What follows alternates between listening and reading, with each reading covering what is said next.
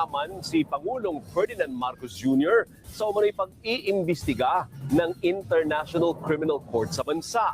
Sinabi ni Duterte na hindi dapat makaladkad ang pangalan ng Pangulo sa issue.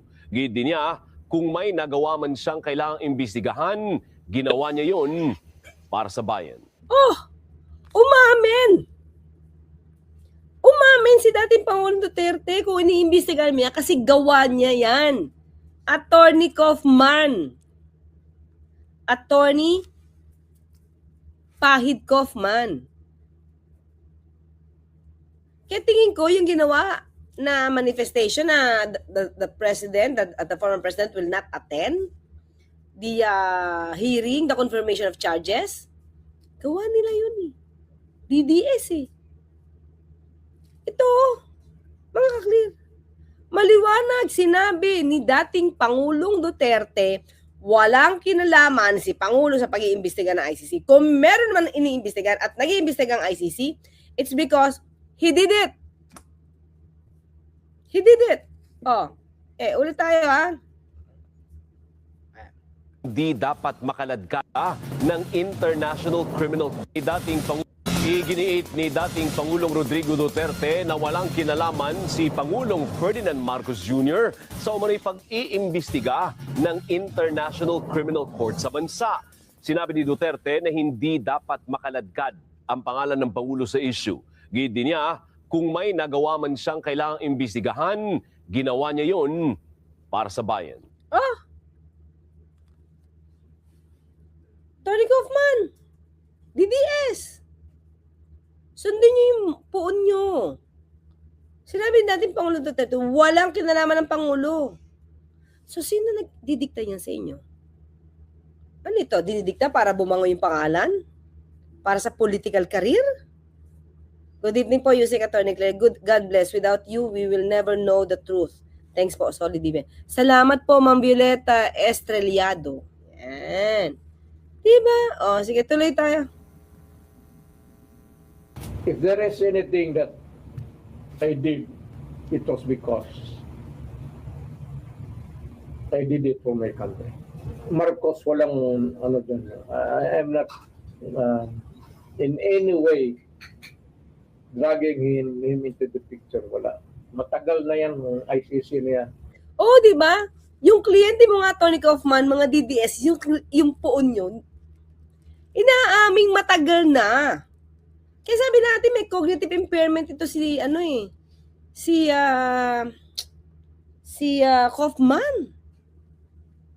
Buti pa tong kliyente mo, wala ka cognitive impairment. Alam niya pa kailan pa 2024 lang to. Oh, mga clear wait ha. Natin yung date.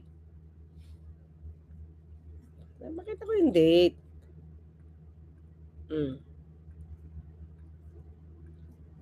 Ay, wait lang.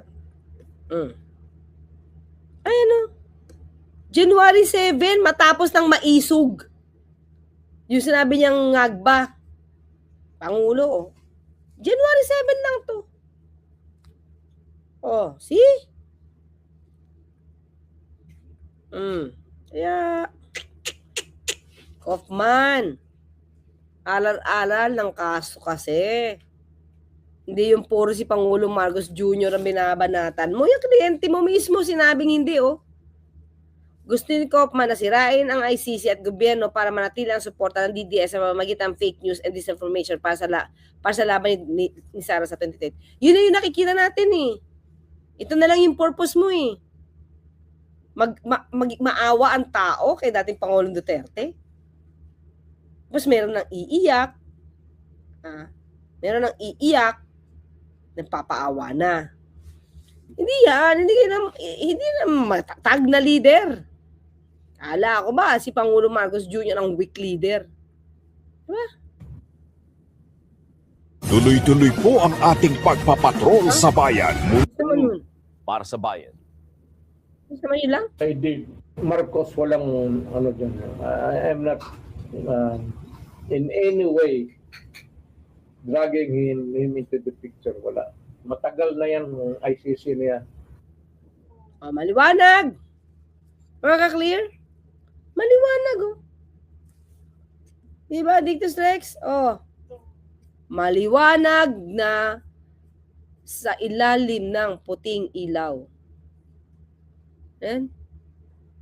Maliwanag pa. Yeah? May kanta yun eh. Sa ilalim ng puting ilaw.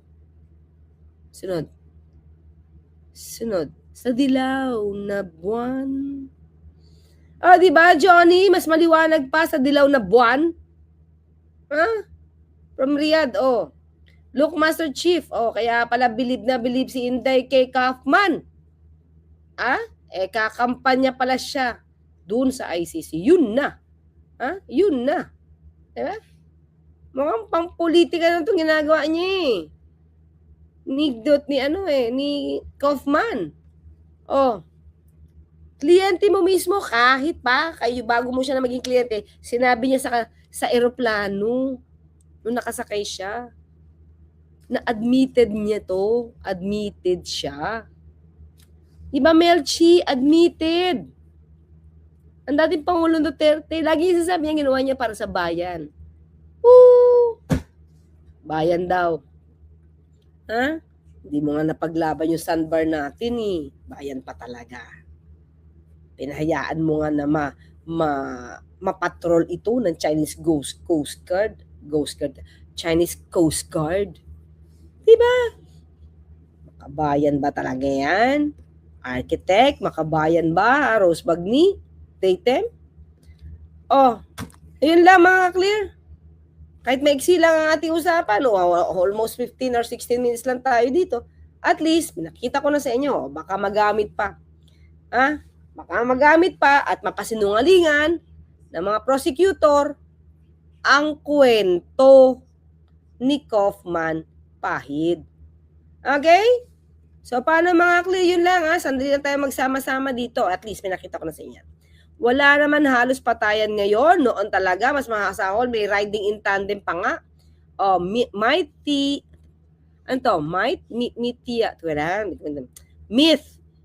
Ian. Tama ba? Myth Ian Gamboa. Yan. Myth Ian Gamboa. Sana tama yung basa ko. Albert Climacosa. Mrs. 27 Santos. Magkakasundo ba ang Duterte yan kundi rin niya kulay? Diba Marco Bardeleon? Yon, Lori of Sweden. Arthur Reyes. Yan. Mga clear. So, yan lang. Thank you Thank you. Don't forget to subscribe, share, and like. Almost 1,300, 400 tayo. 1,000, almost 1,400 tayo nag-live ngayon. Alam natin na medyo gabi na, pero at least naman nyo pa rin ako. So don't forget to share, like, and subscribe sa mga bago. Tama na, Atty. Claire. Sobrang hiya na si Atty. Pahid. Bena. Thank you so much. So good evening. So, teka lang, bati lang tayong konti. Si Fablogs. Yan, from Calgary. Jun Diaz, Haposay, Emelita Gonzalez. Teka lang, basahin natin to. Pilit sinira ni Kaufman si PBBM sa ICC. Sabi siguro ng ICC, ano pakialam ni BBM sa kaso ng kliyente niya? And, anong pakialam ng ICC doon na kinukwento niya tungkol kay PBBM? Hindi naman yun yung akusado. Ang akusado, kliyente mo. Sayo mong hanapan ng magandang depensa? Yun. Ngayon, nakita pa natin, mismong kliyente mo nagsabi, ay, walang alam si PBBM.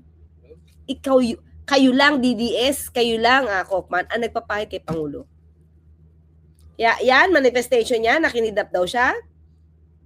At may kasalanan si PBBM, gawa-gawa lang nila yan. Wala na lang magawa si dating Pangulo Duterte doon. Bakit?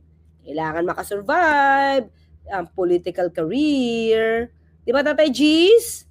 Sir G, Leo Decano, and Bonifacio, 1863. Si architect, akala ko ba magaling si Capman. Jude, Nanay Brenda Barton, Agustin Mondragon. Okay, happy heart.